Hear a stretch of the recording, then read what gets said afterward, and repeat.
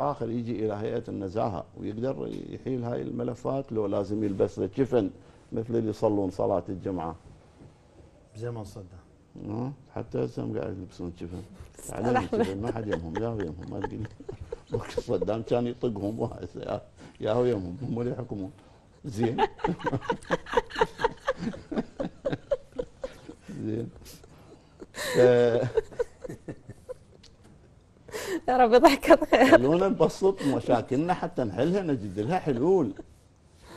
اكو نوع من سوء الفهم حصل بسبب حلقه يوم الاثنين الماضي اللي كان بها ضيوفنا القاضي وائل عبد اللطيف والنائب احمد الكناني، لتصور البعض من محبي التيار الصدري انه موضوع كان اساءه.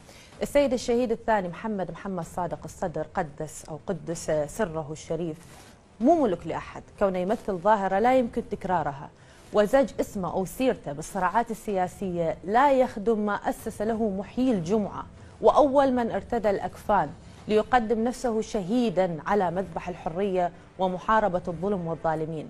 ما حصل بحلقة يوم الاثنين لم يكن كما صورته بعض صفحات الفيسبوك بأنه إساءة للولي المقدس وخطه الشريف، إنما كان حديثا عن استهداف المحاربين للفساد، ولم يتم التطرق لاسم الولي المقدس لا من بعيد ولا من قريب، أو نهجه الذي سار عليه راعي الإصلاح سماحة السيد مقتدى الصدر، الذي يرفض استغلاله ورمزية والده الشهيد الثاني في هذا الكسب السياسي أو تحقيق غايات شخصية هدفها الإساءة لتضحيات السيد الوالد.